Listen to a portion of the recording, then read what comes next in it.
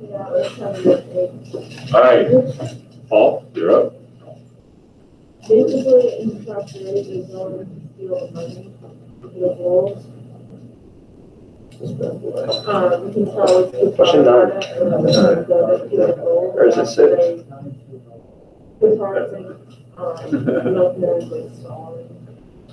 You don't have this feel and someone's looking at it. Yeah. But it's not actually. Oh, yeah. Things should get done, it's not easy to get to. Right.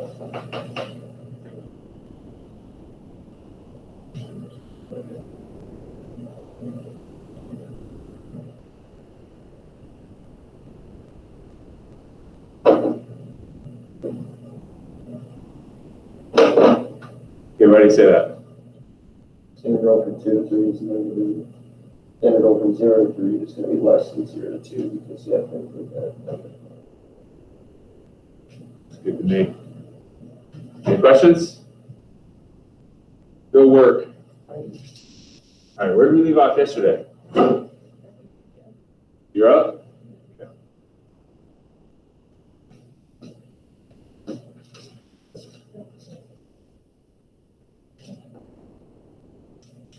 Okay. $13.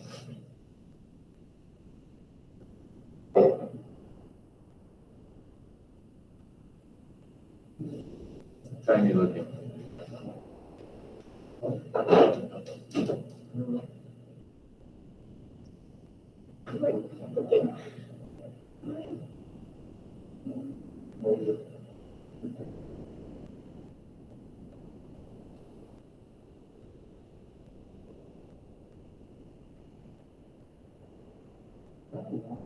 Yeah.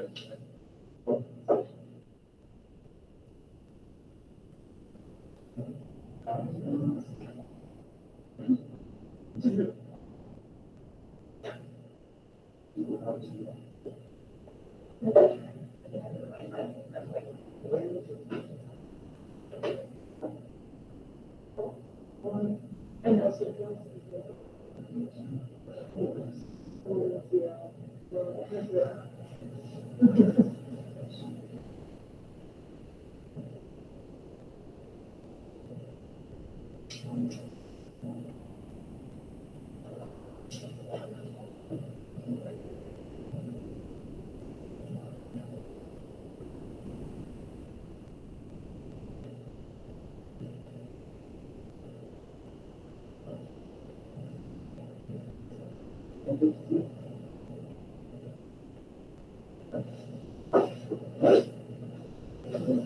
Okay, so let's take it step by step. Why did you eliminate A and C? If x is 0, these are both going to come out to 0, and this is not. That slopes on 0. I agree. Okay, so why did you choose D over B then? So for like these values, so up here, this y 4 minus y is going to be negative, and if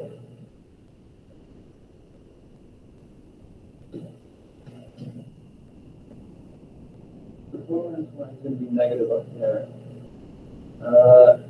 so that's negative,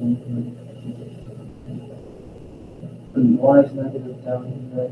This is going to be positive, and that's also positive. So this is going to come out as positive down here. And y is below 0. And if it was this one, then these slopes would be negative. I totally agree.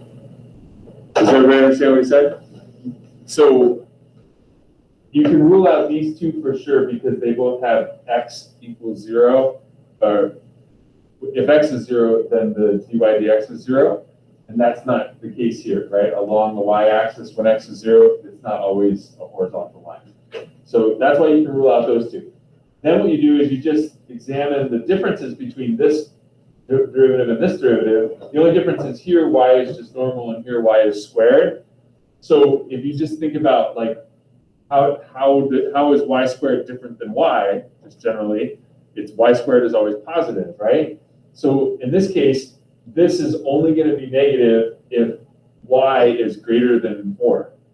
And in this, that's the case here, right? If y is greater than 4, this slope is negative. This one's negative if y is negative, and that's not the case here. Does that make sense? So that's good. That's a good way to go about it. Look at where the derivative is 0 or undefined. It's never undefined here. And then just look at the differences between the choices that are left. Good job. All right, next.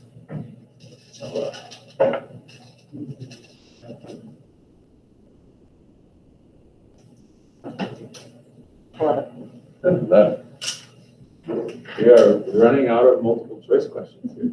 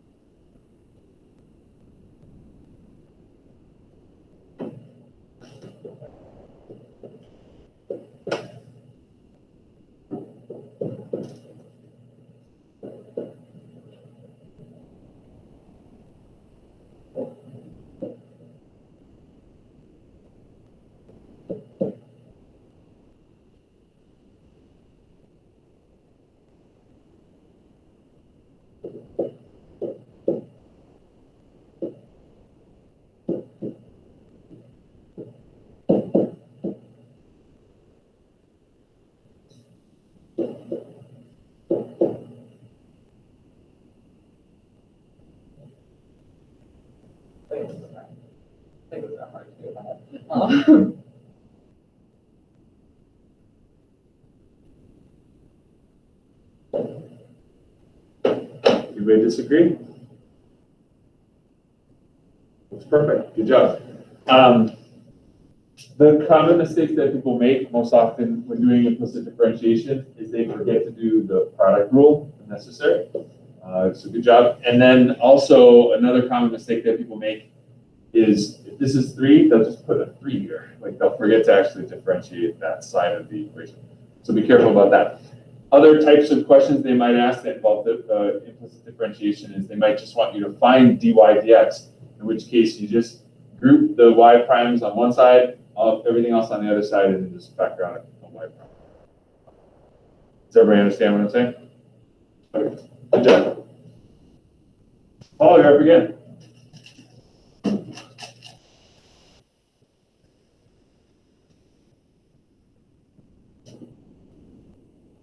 That boy. 15.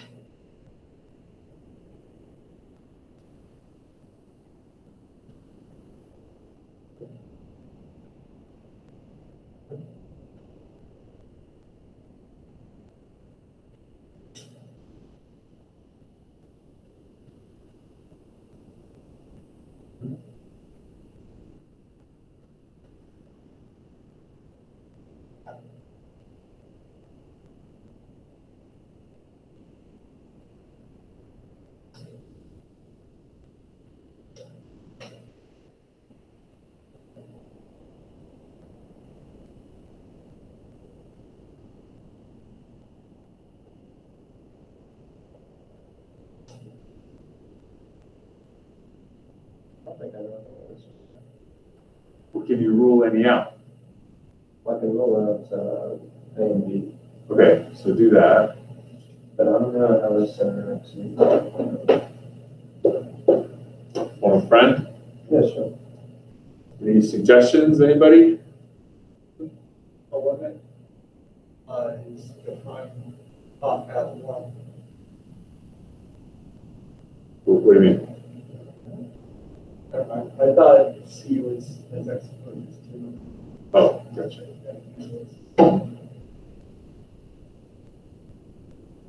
Any ideas? Well, what is g of x plus 1? What is that? Or would it just be the graph of G? 1 to the left. Yeah, that's what I was thinking. But you're right also. Yeah, both of those statements are right. So g of x plus 1 is the same thing as g of x, but shifted 1 unit to the right. or left rather. And also the limit as x goes to 1 of g of x plus 1 is like g of 2 if happens to be continuous, but this one isn't. But I think you're on the right track there. So let's think about if C is correct. They're basically saying, well, remember, if you have a product of two functions, the limit is just the product of the two limits. It's like you could just take the limit of each. So the limit as x goes to 1 of f of x is 0. The limit as x goes to 1 of g of x plus 1, what's that? That doesn't exist. So it seems like that one's true. And let's do the same analysis for D. So D, the limit as x goes to 1 of f of x plus 1, what would that be?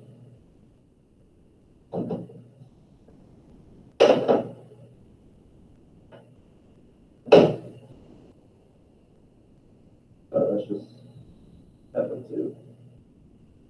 Okay. That exists. It's like negative 1. That's g of 1 also exists. They all seem true to me. I'm confused. Anybody have some thoughts? Yeah.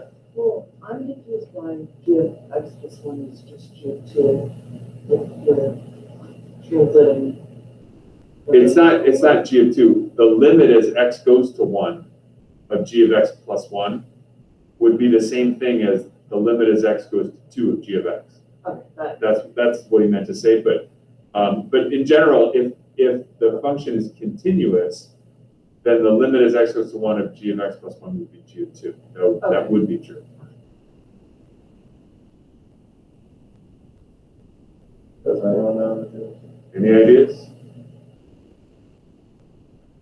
I honestly don't know. Let's go through them one at a time again. So the first one, the limit as x goes to 1 is 0 of f of x. That's definitely true because there's a hole in the function, and the limit at a hole is just the y coordinate of the hole. That one's definitely true. Limit as x goes to 2 of g of x does not exist. That's definitely true as well because there's a jump in the function. When there's a jump, the limit doesn't exist. Yeah, I agree. The next two.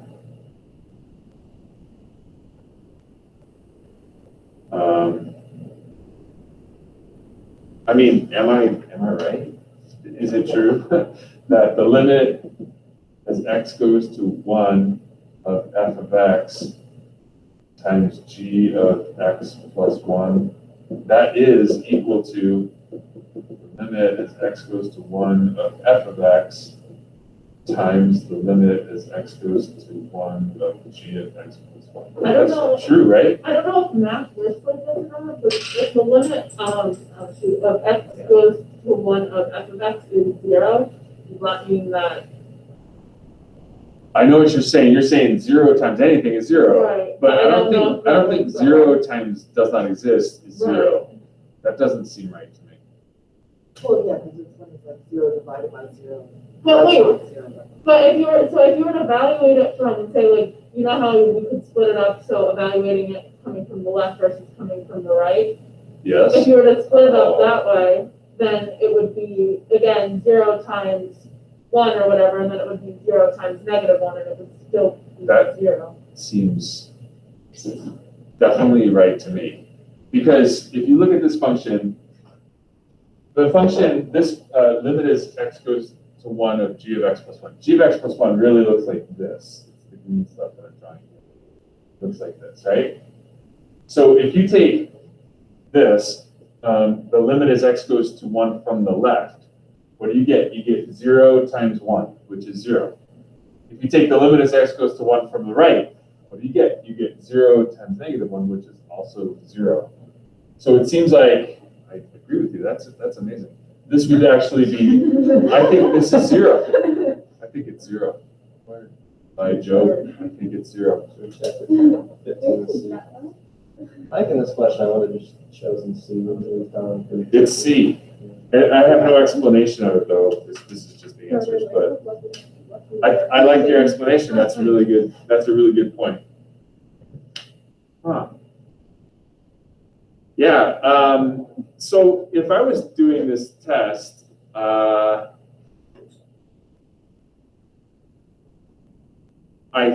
think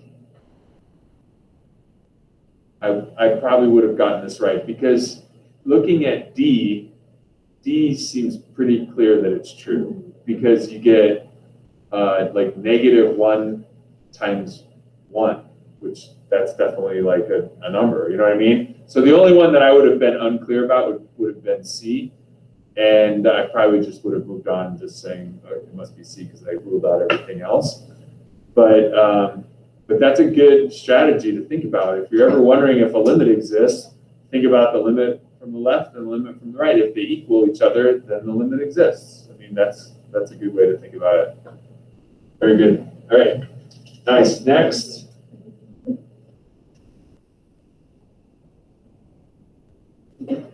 Eight.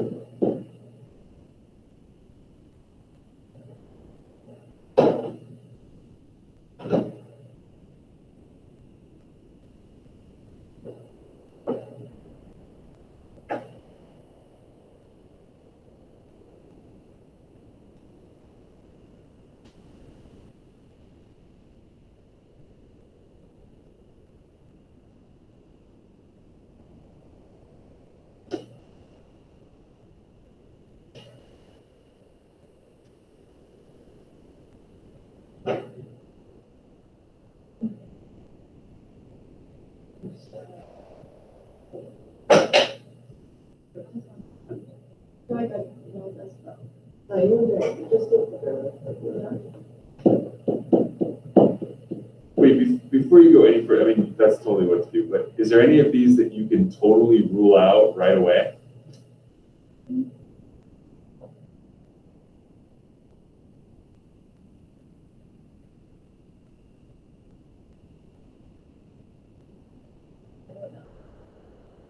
Oh, wait. Yeah, that one, they switched the X's and Y's. All right, go ahead, sorry. So really, all you care about is f prime of 3L and 4, because that's what's gonna give you the slope, and that's all that these three differ. You know what I mean? That's all that's different about these three choices that you have left, is the slope.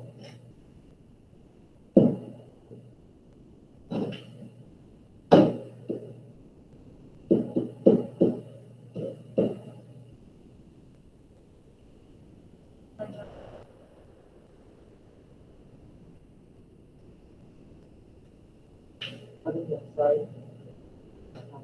Whatever.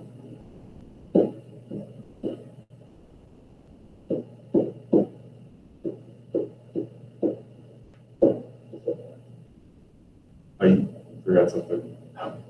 In the derivative, it's divided by 3, and you didn't divide that by 3. Oh, the whole thing. I divided the. Right, Got it. which it should be. That should be divided by 3, but. Right.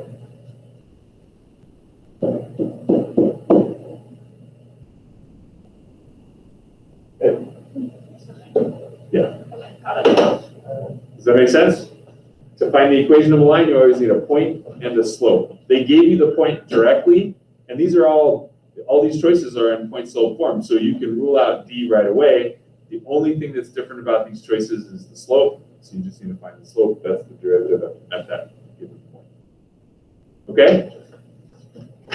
Sometimes they might write these equations like in general form or something like that, like solve for y or whatever. Then I think the problems are a little more time consuming, because then you can't rule them out quite as easily. All right.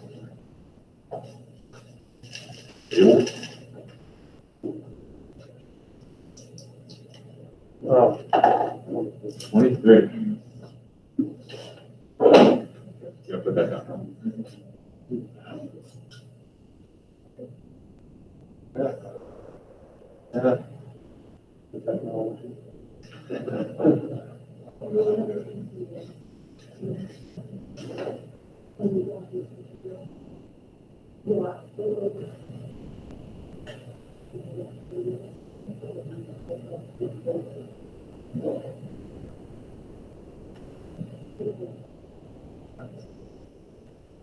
This is like the toughest kind of these type of problems for me.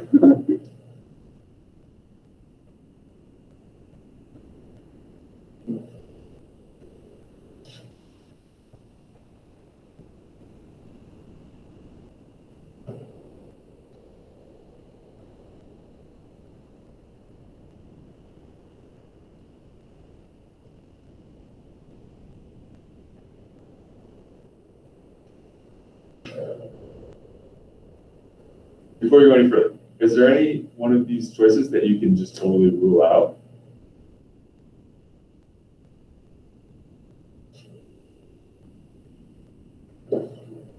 Yeah, why is that? Right, remember, if the cross sections that you're looking at are perpendicular to the x-axis, then you want x values as your limits of integration and functions of x. If the cross sections are perpendicular to the y-axis, then you want y values as your limits of integration and functions of y. So automatically you can rule out C and D because they're functions of x.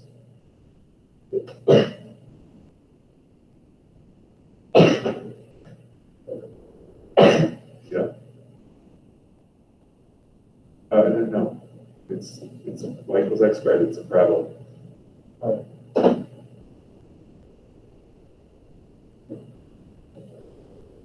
Okay.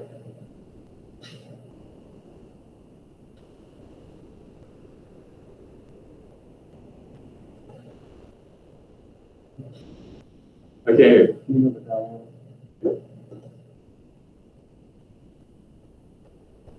Fair enough.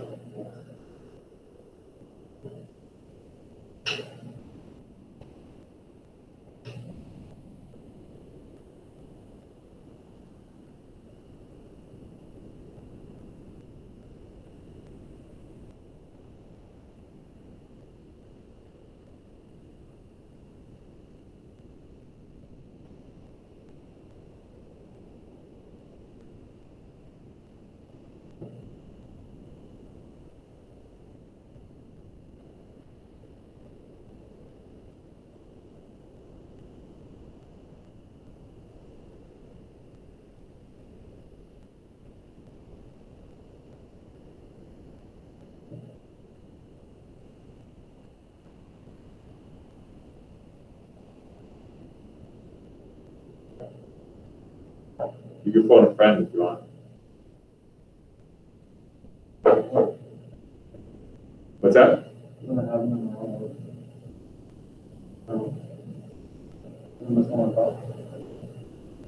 on.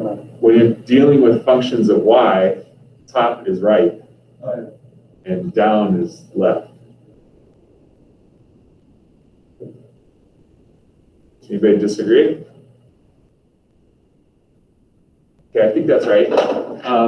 So the first thing that I would do, like, I would probably not do much work in this problem. I would have ruled out these two right away, and then I would just look at these two and say, you always subtract, so it's definitely that one. It can't be this one. And then I would have moved on. I wouldn't have even done the problem, actually. But let's actually do the problem as if it was a free response question. The rectangles look like this, right? So you got these little rectangles sticking up out of the board that the height is 3 times the base, right?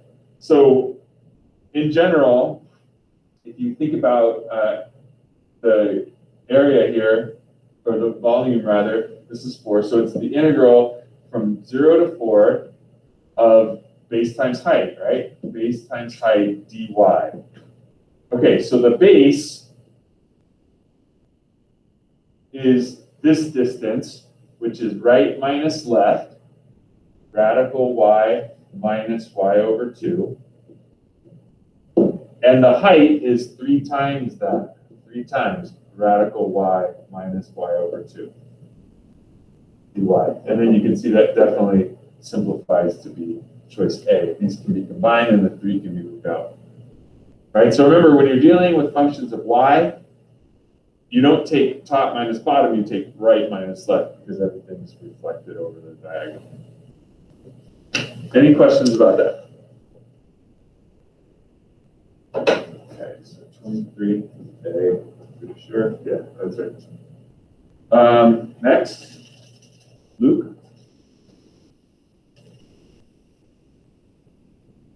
Yeah.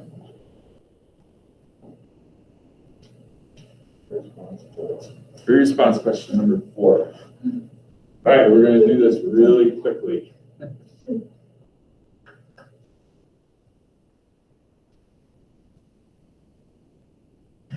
Oh, that's part B.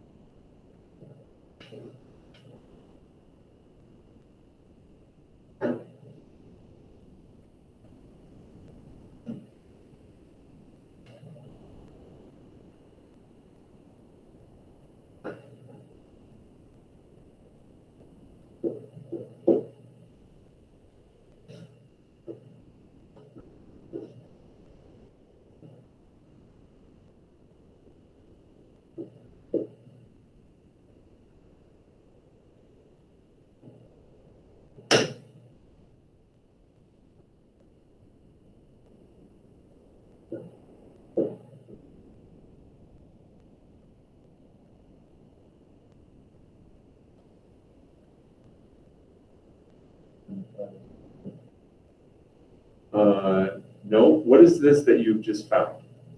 It's the approximate value of what?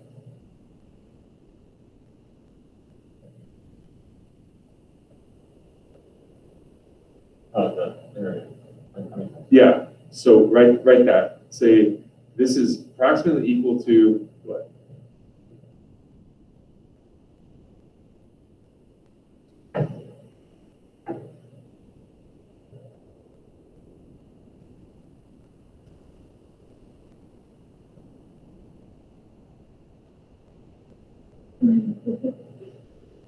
You can phone a friend.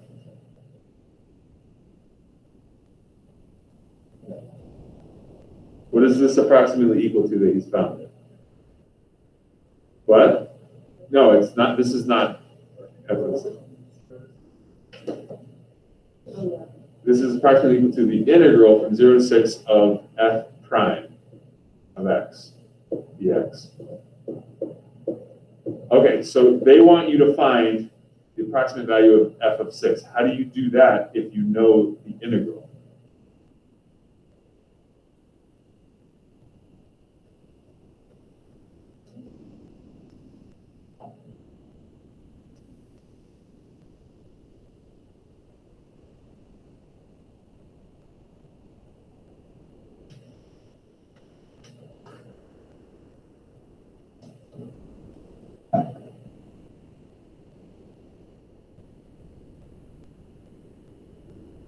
My phone friend? So Zero. I started talking first. So I just like to see part one with the f of 6 equals f of 0 plus 0 equals 6. And then maybe f of 0 is 20, so.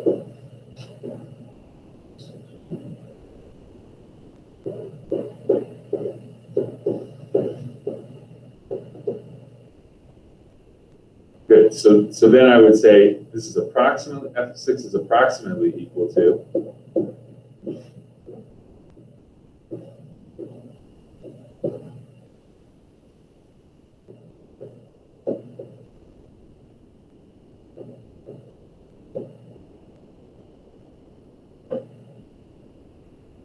does everyone agree? No, you didn't have, like, if I were to say I've written it as 20 plus 3.5 times 2 plus 0.8 times 2 plus 5.8 times 2, so it's no calculator, I could have done that, right? Yeah, you could have left it 20 plus that whole sum, and you would have gotten full credit, absolutely. Great job. So this was worth, how many points do you think this part was worth? You haven't seen the rest of the question, so you're not sure, but if you had to guess, 3 points, all right? 1 point for correctly calculating the midpoint sum, 1 point for invoking the fundamental theorem of calculus, like just having that statement, f of 6 is equal to f of 0 plus the integral from 0 to 6 of f prime, and then 1 point for having the correct answer, adding them together. Okay, good job. Part B.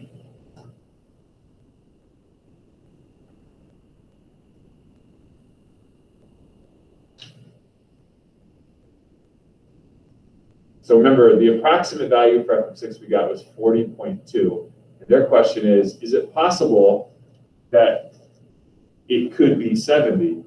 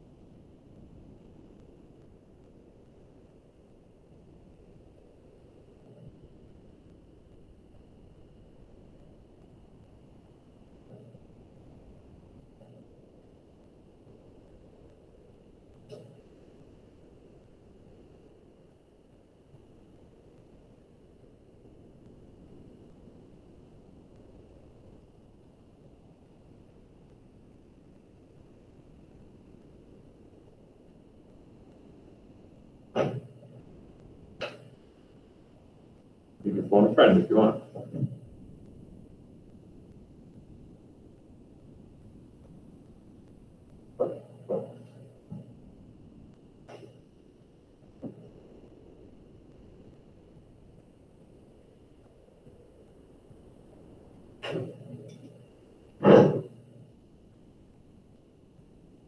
Anybody have an idea? Yeah, I don't think it would be, because in order for that to happen, well, it says f prime has to be between 0 and 7. So for it to be 70, all of it would have to be 7, and it's not all 7, because obviously a lot of those points are less than 7. Well, even if it was all 70, that still wouldn't work because you're only going from 0 to 6, which would be 42. You know what I'm saying? But Yeah. there's, but that's 7. Right, yeah, if I were to do like, From 0, like including 0. Or would it be? that'd be, Well, either that's way. kind of what I was thinking, I just didn't know how to put it down, but like, yeah, so it'd be, how would I like write that? Okay, so here's what I would write. So what I would say is it says explain the reason. So I would say since f prime of x is less than or equal to 7, the integral from 0 to 6 of f prime of x is, dx, is less than or equal to, not sure So how you're saying integral 70. From 0 to 6 of 7. I guess you're right about that, but Oh, okay, yeah, so, okay, I get what you're saying. Okay, so let's write it that way, 0 to 6 of 7 dx, which is 7x from 0 to 6, which is 42. Oh, gotcha. And then if you Okay. add that, Yeah, so f of 6 is less than or equal to 20 plus 42, which is 62. So it can't, and then you have to actually answer the question. Right. So no. okay. You know, like that type of thing. Does everybody understand that? If this table never goes higher than 7, then this integral can never be higher than 42. Okay? That's good. How many points do you think that was worth? What do you think the points were for? Say that again? right answer and this. Yeah, well, sort of. The getting 62 correct, but getting that number correct, and then your justification. Okay? So if you incorrectly calculated the, like say you thought that was 49 and not 42, because you were thinking from 0 to 6 is 7 units, you know, or whatever, something like that. And then your answer would have been 69 instead of 62. You wouldn't have gotten that first point. You would have only gotten the point for your justification. Does that make sense? Well, it couldn't be even 62 anyways, because like at the time that, No, I agree. yeah. Yeah, I agree. It can't equal 62, but this statement's not wrong. It's definitely less than or equal to. And so Should you just say less than though? I don't think they'd mark this wrong, and I don't think they'd mark it wrong if you wrote less than. It's a good question. Any questions on that? All right, so we'll pick up here tomorrow with 4C. And yeah, we're almost done. 6 days. But we wouldn't count this day, and we wouldn't count that day, so 4 days. Woo! 5 maybe. Yeah. I think so. Oh, wow. Things you want to think about. Like, first of all, ask yourself, where's my calculator? Secondly, make sure that you put your calculator into radians and don't touch it from there, right? I'm going to give the proctor that day some extra batteries, just in case. You don't have to worry about your batteries dying or anything like that. And I'll also give the proctor an extra calculator, but you guys should definitely be prepared with your own stuff. Be ready to go. Have a couple pencils that are sharpened. You know, bring a piece of gum if you like to chew gum while you think. You know, whatever. Have a good breakfast that morning. You guys are going to do great.